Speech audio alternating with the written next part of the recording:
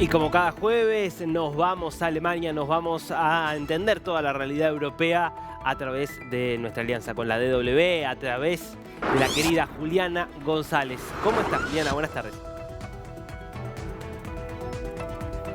Hola Darío, encantada de saludarte como todos los jueves. Juliana, novedades en el frente europeo para pensar la guerra en Ucrania, esta invasión que ya lleva 2 años y medio. ¿Qué es lo que se está discutiendo allí en términos del financiamiento, del apoyo económico que Europa y específicamente Alemania le están dando a Ucrania?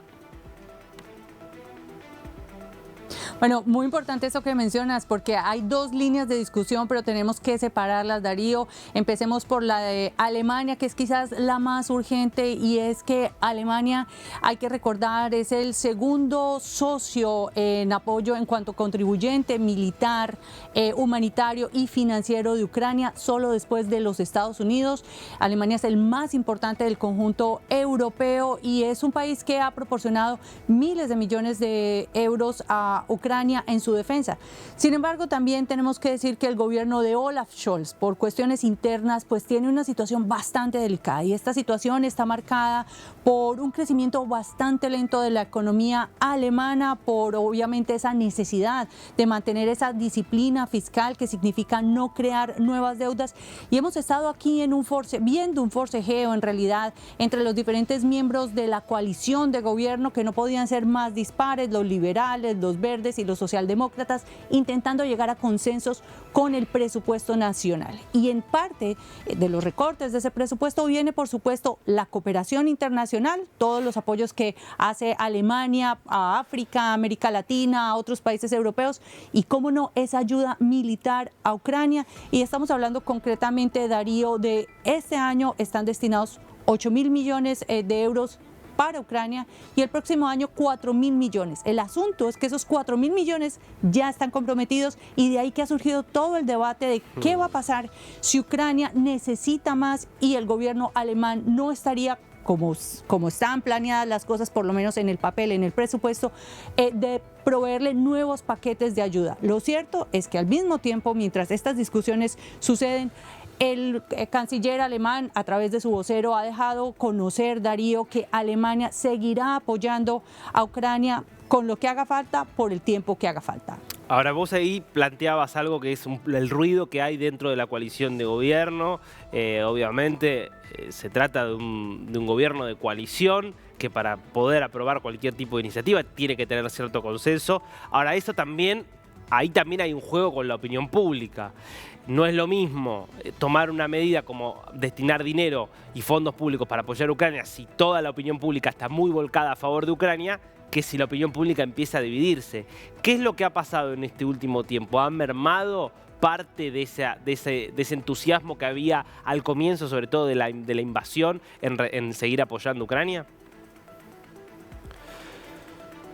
Pues Darío, si nos basamos en las últimas encuestas de una de las cadenas televisivas alemanas, podríamos decir que sí ha cambiado sustancialmente.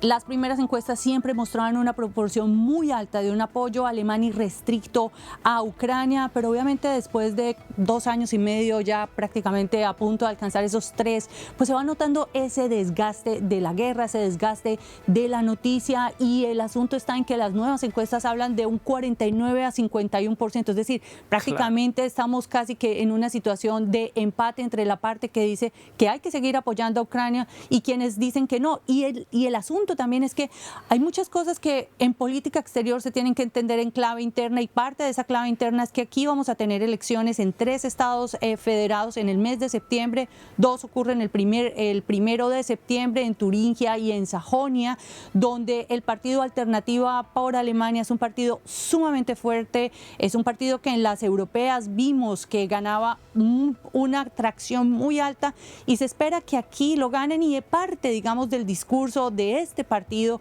así que está, digamos, más al extremo derecho de todo el arco político, y tenemos otro partido que está más al extremo izquierdo de todo el arco político, que se llama el BSW, es un partido nuevo en torno a la líder Sarah Wagenknecht, Ambos partidos muy populares están diciendo que hay que suspender esa ayuda militar a Ucrania por razones que pasan no solamente por el tema del presupuesto, que es lo que le interesa a la opinión pública, ¿no? Destinar dineros aquí que faltan acá, pero también por el tema de que son dos partidos mucho más afines, a pesar de sus diferencias ideológicas, con las posturas de Vladimir Putin. Claro, claro. Bueno, es que tanto por izquierda como por derecha termina habiendo muchas veces un rechazo a lo que son ciertos valores occidentales, ¿no? Ahora, Juliana, ¿qué alternativa tendría el gobierno si quisiera seguir apoyando a Ucrania sin apelar a recursos públicos? Bueno, esto es cuasi imposible no poder apelar a esos recursos públicos. Seguramente se van a dar nuevas discusiones.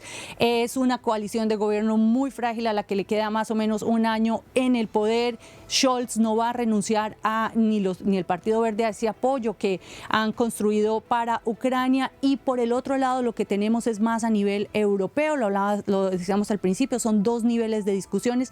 Y ese otro nivel tiene que ver con la congelación de los activos rusos que están en países occidentales como en Estados Unidos, pero hay que decirlo, la gran mayoría de esos bienes rusos están aquí en Europa. Se habla de unos 260.000 millones de euros de bienes rusos congelados en cuentas aquí en Europa, en todo el mundo, y de esos 210.000 millones están aquí en Europa y eso genera intereses. Esos son los llamados beneficios extraordinarios. Y la propuesta que fue aprobada también por el G7 en el mes de junio, Darío, no lo olvidemos, es usar esos beneficios extraordinarios, es decir, no los 210.000 millones de euros, sino lo que se deriva de intereses ahí para darle ese dinero a Ucrania. Eso significa que Europa le dará un crédito a Ucrania por 50.000 millones respaldado por esos intereses que generan los activos rusos, es decir, Rusia estaría pagando por la guerra, parte también por la reconstrucción,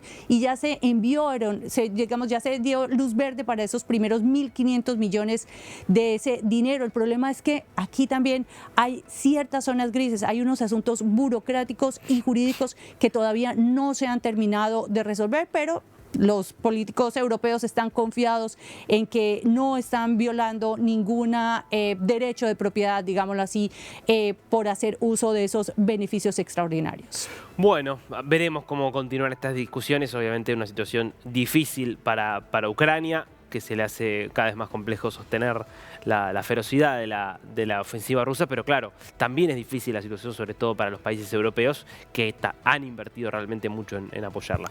Veremos cómo sigue esto. Como siempre, un placer, Julián. Hasta la próxima.